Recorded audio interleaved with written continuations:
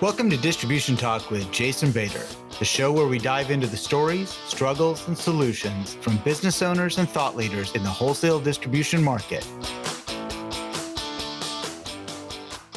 Hey, podcast listeners, Jason here. I'm really excited to bring you this episode. For this session, I had the pleasure of speaking with Michael Colligan, president of Atlas Lighting, and Greg Ehrich, president of Premier Lighting. Although they may run their individual distribution companies, these entrepreneurs have come together to build one of the most successful niche podcasts around. Get a Grip on Lighting has been going strong for about 4 years now, and I was fortunate enough to be guest number 1. Over the years, this has morphed into 3 different shows with a very solid following. As if this wasn't enough, they also teamed up to take on the management of their trade association, something a little outside their comfort zone, but it has fulfilled a need to serve the industry that has served them so well. I loved catching up with these guys, and I hope you enjoy this episode. This episode of Distribution Talk is sponsored by InSQL Distribution Software. InSQL is a fully functional distribution-based software package. I only recommend software packages that were purpose-built to serve distribution, and these folks do it very well at a price point many smaller distributors can afford. Economy doesn't mean compromise. This company is on the cutting edge of distribution-friendly applications like VMI on mobile devices, mobile signature capture, mobile CRM, warehouse management software, and e-commerce development. If you're ready to step up to a fully loaded, scalable distribution package at an affordable price, look no further than InSQL Distribution Software at www.insql.com. That's INXSQL.com. All right. Hey, Greg, Michael, welcome to Distribution Talk. It's been a long time, and I'm really glad to get you all on the show. Thanks for having us. Yeah, absolutely. Always good to talk to you. No cracks about, how long it took to get you on the show. I was kind of waiting for that. I'm waiting for the beatdown here. It has been some time. Well, I'll tell you, Mike probably wouldn't have come on the show if you hadn't done as many as you've done. So there you go. How about that? Yeah, I had to cross a certain threshold, get to a certain level. And that's what I was thinking to myself. I'm like, I was really trying to hone my skills before I took on, you guys. But I will say you are the very first dual interview I've had. So this is kind of a new experience for us. And so we'll see how that goes. I'll see if I can throw my editor a little bit of a loop here. So she has to look at 3 different tracks and see if we can blend you all in. So, well, first and foremost, if you wouldn't mind, maybe Mike, let's start with you. Just a little bit about your background, how you got into distribution, and really why you stay in it. So my story is similar to yours, Jason, in that it was a family business, and I dropped out of university. Elon Musk and I dropped out of the same university, so I have that. But they always seem to put him on the magazine cover, and I never get on the magazine cover, so I don't know what that's about. It must be the hair. It must be the hair. It got nothing to do with rockets and electric cars, but And my dad was running the business. He had run it out of our home for many years, and he said, "Why don't you come sell for me?" And I had done all manner of sales jobs. I was always good at selling. And so I started selling for him, and I said, "Dad, let's get the hell out of the house and get this thing going good." And we did. So we started working together, and 1 beside 1 equals 11. And I bought half the company from him in 2008. And I started a couple other companies. I said to him early on in 2000, I said, Dad, we really should start offering people energy saving opportunities and also install them for them, install the light bulbs and install that. So I started an electrical contracting company, and he didn't want to do that. He's like, "Nah, I don't really feel like doing that. I just want to sell light bulbs." And then that company's quite a bit bigger than Atlas Lighting is. Oh, it is? Okay. Yeah. And then I also, in 2009, got really pissed off when some Europeans came to Toronto and told that Ontario has the worst lamp recycling rates in the entire in the OECD of any jurisdiction. So the worst. And yeah, sounds like a motivator to me. So I didn't like that. I don't like Europeans talking down to me. They always talk down, but then when you dig into it, they have their own problems over there too, as it turns out. So and there goes my European listeners. All right. Yeah. And I'm Canadian, by the way, as well. Yeah. But I started a lamp recycling company, and that's gone very well as well. So I have a couple different angles that I love distribution, I love contracting, and all these things dovetail together. So that's kind of my quick story there, my back of the envelope. Nice. Appreciate that. And Greg, let's hear a little bit about your background. Yeah, so roundabout way family, but not really. My family's never been involved in Premier Lighting other than my dad did tax work for the company. He was a Oh, okay. CPA and he did the taxes for Premier Lighting since it was founded in 1991. And I've been involved since 2006 is when I came in. Got a degree in marketing, had worked for a couple companies. One you've heard of is USA Today, so big corporate company. And then I also worked at a local credit union in Minneapolis. And I did marketing and I did a little bit of sales and I kind of like the sales angle a little bit better. And then I also was like, well, I was about 25 at the time. And I'm like, well, I kind of want to figure out if I can start a business somehow. I'd like to do that because anytime I'm working for someone, I'm always trying to find a way not to work. And, Yeah. and if I like doing something, I'm all in on it. And I wanted to get into that where the harder I work, the more money I could make is basically what it came down to. Sure. And so I looked into options for that. And I actually went back to college to get some science background. I was going to go into physical therapy because my aunt had some clinics and I was like, maybe I could do that. At that same time, my dad was doing tax work for Premier Lighting. And he said, hey, there's an opportunity here. Maybe while you're going back to college, you could sell lighting. And I was like, who the hell does that? People sell lighting? Yeah. And so he hooked me up with my partner now, who's Angie, who started the company. And I worked my way in from sales to ownership and I own it with her now. And that's been 15 years. Wow. Good for you, man. That's interesting because, and I think we come at it from different angles for sure. A lot of us, are born into it. We kind of get yanked into it. It's like, well, I don't know what else I'm going to do. I'm going to go ahead and work for the family. That's what, a lot of folks, or they come in college. This is a really common story. People come in and work in a warehouse in college. And they're, this is going to be my temporary gig until I get a real job someday down the line. All of a sudden, it's 20 years later, and you're like, uh-oh, I didn't quite get that. It didn't make it out. And I mean, I think that goes to, something, I think that's actually very telling about distribution, that people do find that they can make a long career here, that it's a very good way to make a career. But that's interesting. So you got, and Greg, I'm going to stick on you for a second here. You got into the business. And what did you like about lighting? What eventually got into you and said, you know what, hey, this isn't that bad? The variety, I think, is what it came down to. First of all, you deal with absolutely every type of business that's out there. And it's kind of like your card in the door everywhere because everybody needs lighting. I think that's what it comes down to for me is you go from a school to, a football field or baseball field, like stadium. Then you go to office building and then you go to an apartment complex and you go to senior house and you go, right down the line, and that's every day.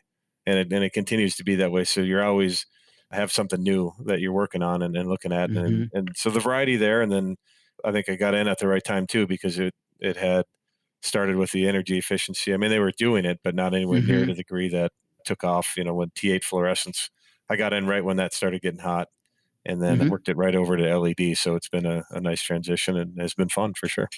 Yeah. And Mike, you and I have talked over the years about that. The business was kind of buy as many light bulbs as you can, as cheap as you can and sit on them and see what you can do. And then it definitely evolved after that point. What was that like for you, that evolution?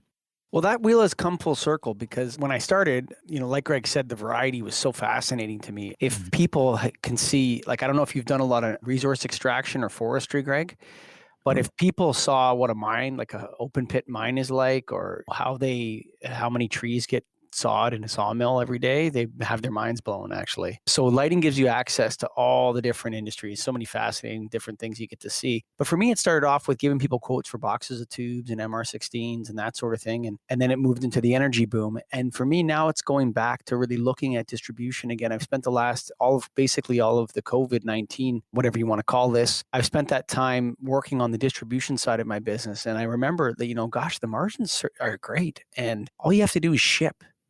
And I thought, gosh, that's a lot easier than counting everybody's lights and applying for rebate applications and waiting 6 months and then and all this sort of stuff that goes on. I said, just ship stuff. So I've actually been diving back into that and really enjoyed it. And, there's so many avenues now for distributors out there to sell to shrink your market, to focus more on, let's say if you're in Portland, I'm in Toronto, Greg's in Minneapolis, to say, there's a strategy where you could shrink it down and focus on Minneapolis. There's a strategy where you could expand it out and focus it on Ontario or Canada. Like there's all these different paths in front of you and they all have different strategies. And I'm really enjoying doubling down on distribution right now, Jason. That's interesting. Again, I think a lot of people don't understand how, interesting it can be. I think that they look at distribution as a transactional business. It's very, buy from a supplier, hang out in the warehouse, don't break it, get it to the customer, hope they pay you. They think of it in those terms, where actually it can be very interesting, where you decide, I'm going to go down this niche for a while. I'm going to go down and explore this and find, and especially I think in your business, there is more opportunity to be creative, I think, than in some other, hard goods distribution, for sure. Speaking of that, I remember, again, early on getting involved with NAILD and going to their conferences and really seeing that change when LED came on.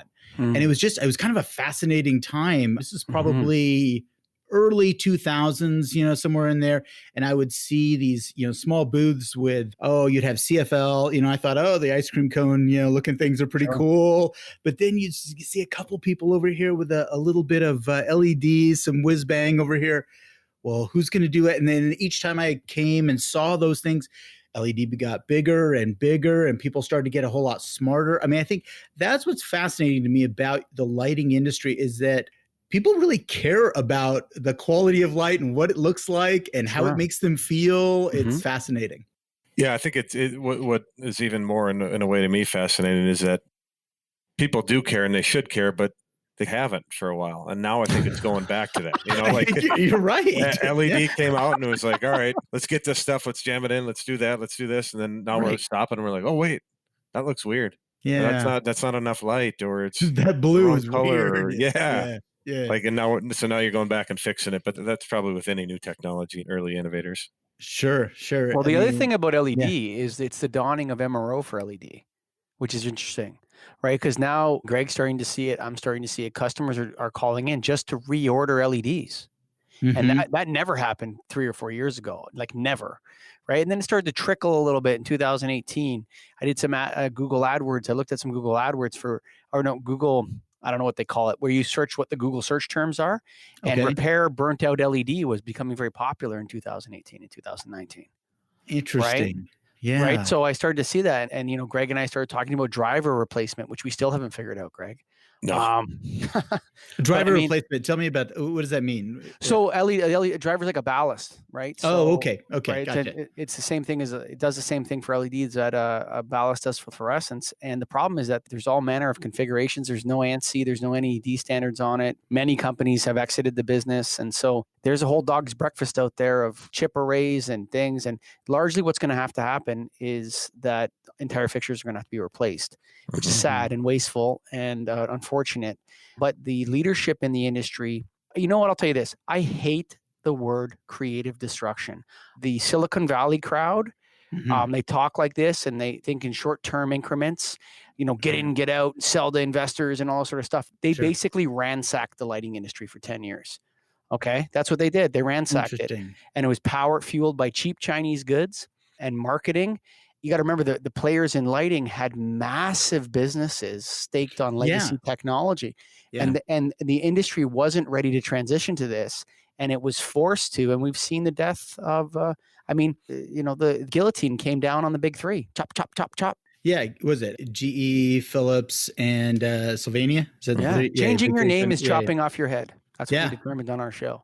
The most valuable thing about Philips is not the human resources, which is very valuable. It's the name is the most valuable thing. Absolutely. No, that makes a lot of sense. I had Brenda Puckett on the show a while back, and she talked a lot about that the business had changed pretty dramatically from just, again, the bulb technology and whatnot, to really being electronics distributors is really what you've become, much more complicated. And now, has that forced you from a staff standpoint and an education standpoint to really ramp up and really understand electronics a lot better versus just bulbs and fixtures?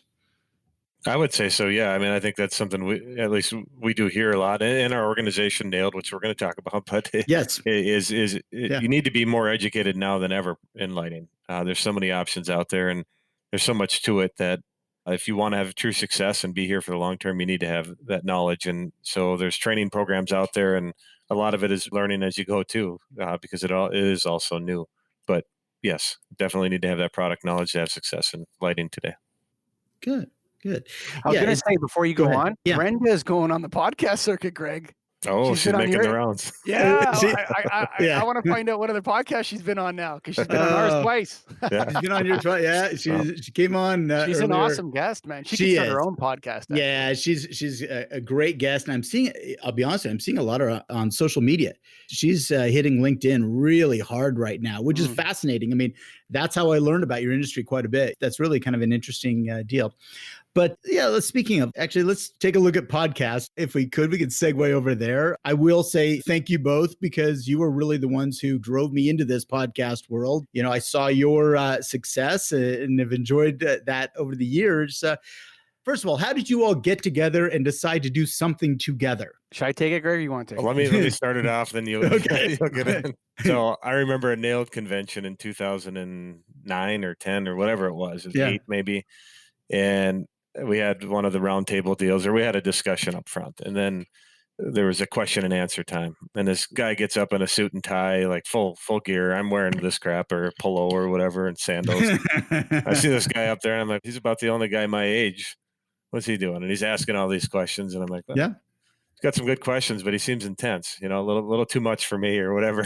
I'm sitting in the back. He's in the front row. No, not at all. Not at all, Greg. So that was my first experience with him. And then because he was around my age, I think we bumped into each other and we're like, hey, we should go out to dinner or whatever. Or he invited me, probably is what it was. And I'm like, yeah, I don't know anybody else, so let's go, Yeah. And then we kind of worked it in from there. So that was our intro. Mike, you can take it from there. Yeah. So always been a podcast listener myself. And I was talking to my wife and I said to her, hey, I want to start a podcast. And she said, what do you want to start a podcast on? I'm like, I want to talk about all the issues in our society, and I want to talk to people about them, and I want to talk to interesting people. I want to just have like conversations that are structured, where people can't pull stunts and blow you off and shame you. We're going to record this, and then other people can listen to it and they can decide on the issues. And she said, that's a really stupid idea. And I said, what are you talking about? And she said, what do you want to do? You want to go and talk about crazy issues and record it and put it on the internet? I said, yeah. She goes, that's a dumb idea. Why don't you start a podcast on something you know a lot about? And if you can get paid to do that, then think about doing the other podcast. I was like, that's a great idea. There you go. So I called you up. You're the first person that popped in my head. Yeah. You're episode 1, right? I am episode 1. I have the dubious distinction of being episode 1. And it was just me and you. Greg wasn't even involved yet. Right. Greg didn't want to really do it. He's like, I don't know, a podcast. What the hell is a podcast? I don't listen to podcasts. Right. Yeah. So I said, dude, this is 2016. So I said to Greg, come on, man, you got to do it with me. And he's like, no. So I interviewed you. Yep. And, we had a great time. That was one of my favorite episodes. Yeah. And I sent it over to Greg, and we went to a conference, and I had a huge argument and fight with everybody in NAILD. I said, we got to start a podcast. You guys are crazy. Right now I was going nuts, and everyone said no. And then I almost quit NAILD again for the second time. And Greg came and got me the next day. He said, let's go. And then I interviewed Greg, and he's like, screw it, I'm in. This is amazing. And ever since then, we've been recording. We started once a month, and now we went to once a week, and now we have 3 shows a week. And I have a podcast studio that, is available for other people to use. And so it's been a fun ride. And sometimes, like my dad and I and Greg and I, sometimes 1 + 1 is 2. Sometimes 1 beside 1 is 11. And that's what I would describe. And just to kind of fill into in those, whatever it was, 6 years since we had met, we'd always talked about doing something. We didn't know what it would be. And we tried a few different things that didn't make a lot of sense. But then we worked into it, and it was like, it's entertaining. He has knowledge on everything. And at one point I was like, you should write a book about all this, because he's telling me everything I need to know, outside of lighting. And then it rolled into other stuff. So we've always been talking about that. The other thing too, is that this is what we did at NAILD conventions all the time anyway. The difference is we just push record. Right. Absolutely. No, I mean, and I've listened. And by the way, just for our listeners, I think you've got 161 episods now. I mean, you guys have been. Oh, we got way more than that, because we have the Light Ted online video show and the business blast. Gotcha. Okay. Oh, we got 3 shows that we do. So we've probably done over 300 podcasts together for sure. It's amazing. Absolutely amazing. Because, you wonder, is there a shelf life? I mean, do you kind of just like, or for you all, I mean, do you get, kind of like, God, how long am I going to be able to do this? Will I still have the energy to do this in a few years? I mean, I think if you've known Mike, he's going to make you have the energy. He's made me have the energy so. for the last 10 years. He's going to kick you along on this or drag you along. That's right. So one of the things I do though, so what I love about Greg is I've learned so much from the guy. That's the first thing. And so much from the other Nailed members as well. But like one of the things I do is I'm constantly reading and I'm constantly listening to Audible. And if you're a podcast host, you have to be refreshing your own knowledge constantly. There's a lot of work to it. I've been doing it ever since I hated university, but as soon as I dropped out, I started studying everything. I don't know why it worked that way, but I just started following my own paths. And so as a podcast host, you have to refresh yourself. The other thing you have to, for me, endurance, it's interesting because Greg often says, how are we going to do a show every week? Now we do 3 shows a week almost, right? Yeah. Now, how are we going to do that? How are we going to have that much energy? And in the beginning, I would be completely exhausted after doing a podcast, like totally my energy, like emotional energy would be spent. Right. And you just get better and better at it. You become a professional. I'm a professional podcaster now. Yeah. We're in the pro leagues. The other thing too is we actually don't have fans or listeners. We look at the people that engage with us as colleagues that don't have their own podcast. That's all. Right. That's a great way to look at it. So, Greg's is still, I mean, I know, Mike's enthusiasm. I can get that. Are you still excited about this? I mean, what do you see as the greatest benefit for you coming from doing this and spending so much time and energy in the podcast business? Building my knowledge is what it comes down to. If I take it in personally, it's made me a lot smarter and it's made me better at my job, better at everything. To some degree, I think the more you know, the better you get.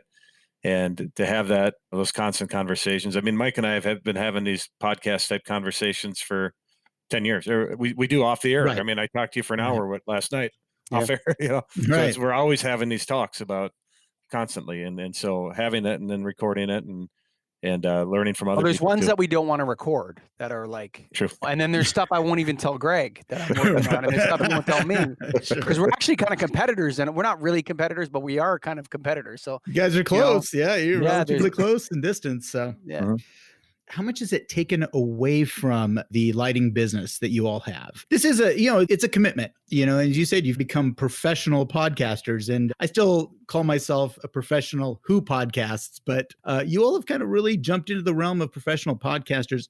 How much is that taken away from the day-to-day operation or the management of your organizations? I would say for me, it hasn't, it's potentially improved it. I mean, other than, right now somebody can't call me or email me while I'm recording. Right. I get back to it. I've always been about time management and efficiencies and finding ways to do the right thing quickly. So this has just helped me become more efficient in a way. It's like, okay, now I've got to dedicate this much time here. Sure. So now I got to figure out a way to make it quicker. And it's because of that, it's made my business better. So I don't think it's been a downfall at all. Yeah, I think what a lot of entrepreneurs, the problem that they have, or management or whatever, they get into a thing where, it's time for me not to work. Right. And it's like, okay, I'm not criticizing that. That's fine. If you got the well-oiled machine running, you put your feet up, you're good to go. I mean, show up for a couple hours a week. I don't see that as a mistake at all. Yeah. But for me, what the podcast has done, initially it was a lot. When to get in the first 6 episodes, it was a major distraction for me. After that creative process was set, I have a full-time producer now that's in my office every day, available to record, constantly working on stuff.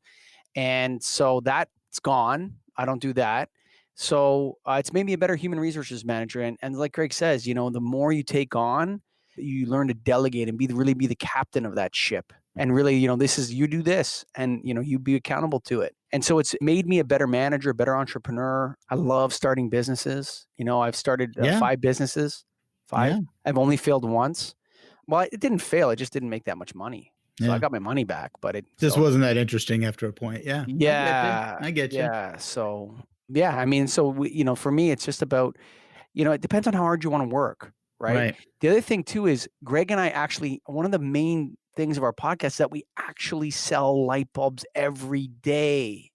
Like as soon as we leave here, answering phones, dinging. Let's get it going, right? Let's go. Let's make some money. We gotta make some money. We gotta pay for all this. So, And I think that authenticity and being on the front lines really gives our podcast a lot of credibility with the listeners.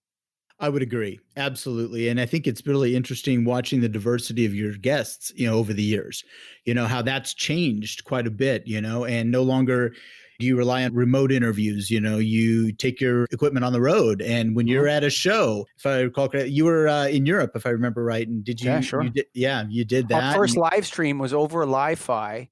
In Paris. The first live stream in the history of the planet over Li-Fi was done by the Get a Grip on Lighting podcast from the Li-Fi convention in Paris in 2019, right, Greg? Yeah, 18. Yeah, one of the two. Yeah, I remember seeing some of the episodes from that, and I was like, man, these guys, this is kind of neat. You all have definitely, you're not kind of hanging out and resting on your laurels. I mean, you're definitely pushing this envelope each time to do it. So, it's great. Technically, before COVID, technically nobody could catch us. We were so far ahead of everybody technically in terms of live streaming capability, studio capability, all the stuff we had going.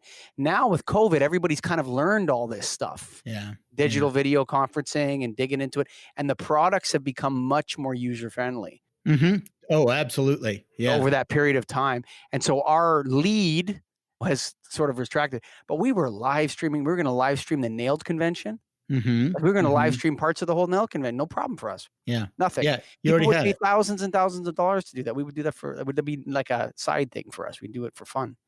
So we got really, really good technically, which was, a major advantage, and that's evaporated a little bit, but we'll just get right back to it. No, you guys are going to push the envelope again. You're going to find the next opportunity. And, you've mentioned the word Nailed a few times, and maybe we should say that is the National Association of Independent Lighting Distributors. And it's always been, and again, that's where I met both of you and got involved with you all, but it's always been one of my favorite associations to be involved with. I've always loved the people. Linda was one of the nicest people I ever knew. She absolutely brought me in, and I remember San Diego was my first one, and always had kind of a soft spot in my heart for the association. But you all decided to take this over. You decided to say, or at least throw your name in the hat to take it over, and all of a sudden you woke up and you won the business. So tell us about that, because that's really kind of interesting. A lot of business owners or members of associations would not even consider taking over their own trade association. I mean, they wouldn't even fathom this. So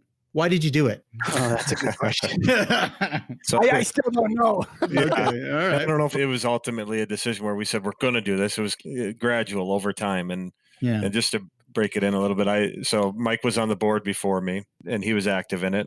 And then I got on the board. He brought me in and worked my way in and became the president of the organization. Right. And as I was doing it, I was like, God, we're talking a lot, but we're not doing a lot. A lot of it is talking. Like, I can't waste 2 days of my life talking about changing our logo or doing this or doing that anymore. Like, no more. I'm volunteering my time. Let's get things done. And that's it. And I was fed up with it to the point where we actually transitioned and got a management company to run the organization. Yeah. So when I was a president, or the year before, whatever year after, we officially transitioned, and they made it a little more professional in terms of appearance and organization and things like that. Not that it was wrong before, it just needed to change. And that's what it came down to. The timing was there where it needed to change. And so the management association took over, improved some things, but still didn't quite get to the level that, a lot of members felt it should be at, because it is an important association. It really is the driving force, one of the driving forces behind the lighting industry as a whole, and always has been. Yeah. But we wanted to bring it to the next level, and we've always talked about it. And then Mike, you jump in. We just talked through it. And also the timing, Greg's, the timing of the change was difficult, because that's when the lighting industry was just getting smashed by, what I called the Johnny come lately and the lighting marauders. So it was just getting smashed, and titans were falling. And so Nailed began to struggle financially. And, we thought the board can't. Now, Nailed is our platform for Get a Grip on Lighting, for the Get a Grip on Lighting podcast. We are the official podcast of the National Association. It's innovative now. I loved independent. Oh, innovative. Okay, all right. I always loved independent, but anyway, it's Innovative Lighting Distributors. Okay. Legally, the name is still independent. So. Okay. But we call ourselves Innovative Lighting Distributors. But, so I, looked at it, and then the board, we talked to the board. They talked to, we've always been close with the guys on the board. We're friends with them, right? Yeah. And they're like, what are we going to do here? And they came to us, and I said, look, guys, I don't know how we're going to do this, but Nailed can't lose any more money like this. And Nailed was losing a bit of money every year. Like, it was like it was like leaks. There was leaks everywhere. Yeah. And so Greg and I said, what should we do here? And, we've been struggling ever since. It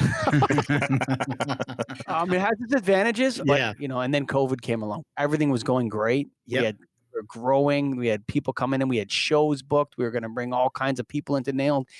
And then, the pandemic virus comes along and cancel all your trips, cancel all the live streams, all the stuff you were going to do, and cancel your convention, which is such a huge part of being a Nailed member is the convention.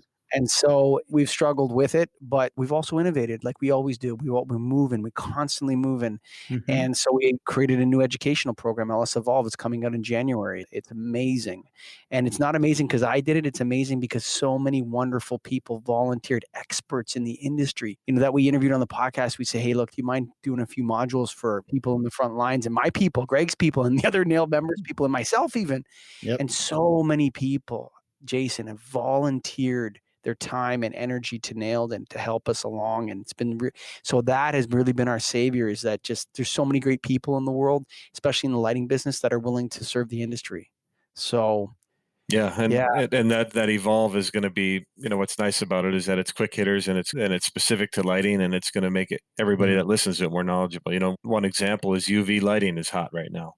Yeah. We came up with 10 modules so far that breaks it down on what you should learn in 5 to 7 minutes. Smartest guy in the world. Yes. UV hit the modules for us. Yes. That's fantastic. And again, I think that from an education standpoint, you really can tap into people out there. The people are willing to help you. I mean, again, that's one of the things I do love about independent distribution or the distribution industry in general. The owners of these businesses tend to be very giving people. They're very giving with their time. They actually want to do right. And whether it's employees or the association, but I will also say that it's a core group that's raised their hand and say, I want to be part of this. I mean, usual cast of characters. I mean, you all have seen this over the years. It's the usual cast of characters. They will jump in with both feet. And I think the challenge for most associations is, how do you get the bleacher creatures off the bench? How do you get them into the game? How do you get them into the field? And so I can tell you right now, I'll tell you what's important, man. And the people that came before Greg and I knew this very well. In your career, there's 5% of your time is service to your industry. Period. End of the story. Mm-hmm. And people need to hear that. And if that means joining an association, giving back to your community from the perspective of the stuff you sell every day, right, you got to give back to your industry because you don't do it because it comes back to you. Mm-hmm. Okay. That's not the reason why you do it. You do it because you have an obligation to serve the industry that serves you so well, especially if it's a family business. Right. But for me, so many people that came before me helped me set up all these wonderful programs, gave their time and energy to Nailed. Nailed was a working board. Now it's an advisory board, because now Greg and I, the first thing we did was got rid of the working board. It's advisory board now. But these people put their hearts and their energy, and so many good people spent their time just to help the industry. And the young people out there right now, they need to hear this. Like, listen, serving your industry is in your self-interest. Okay, but that's not the reason why you do it. And if you do it for that reason, people will see through you too. Mm-hmm. That's the other thing. Right away, you can see a guy, I'm just here to serve the industry right away. Yeah, what's this guy? Yeah. What's the angle? What is the angle? Oh, yeah. But I mean, you can just tell by the way they say it. Now, people say that and they mean it. Yeah. But sometimes you can see, I'm just serving the industry, and they're actually looking for information, or they're a consultant for somebody. And so you catch those guys. But genuine service to the industry, I've seen it in spades from Nailed. Mm-hmm. I can start with Gordon Hunt, Steve Robinson, Sid Phillips, Gary Root. I could just same cast of characters I would have named too. Come on, man. Mm-hmm. Well, these people gave their hearts and minds to Nailed, and we just couldn't let it fade away. And so that's why we did it. Nice. We did a whole trip to decide. Went to Lake Tahoe for the weekend. Oh, there you go. We spent the whole weekend drinking booze and deciding whether you want to take this thing on or not. I know we're taking over. We formed a management company to manage Nailed. Like, we're not the owners of Nailed. Yeah. Nailed is a not-for-profit corporation that is managed by Get a Grip Management. So we don't own it. We have another year on our contract, Craig. Year and a half. Yeah, 2 years. Yeah, 2022. A year and a half. Yeah. We have an administrator who does the day-to-day and all that stuff. So yeah. Good. And so it hasn't been a burden. I mean, you all have, you feel like you're able to, again, fit this in. Because, I mean, a lot of the theme here is time management. You've got a lot of these different things cooking. So you feel like, you're able to do this and continue, though, again, serving your own organizations. Yeah, I think kind of back to before, I wouldn't say it hasn't been a burden, because there's times where it's like, oh, it's a burden. Yeah. But as a whole, I mean, we were active and nailed before without being the management company. I was, when I was on the board, when Mike was on the board, we were active in it. Maybe not as active as we are now. Right. But again, I think it's making both of us better, well-rounded professionals and making our businesses better because of it. Absolutely. It was interesting. I had an interview with someone, a former client recently, and she talked about why she gives back, why she gets involved with her association and really raises her hand on all of these things. And she said, I'm not much of a networker.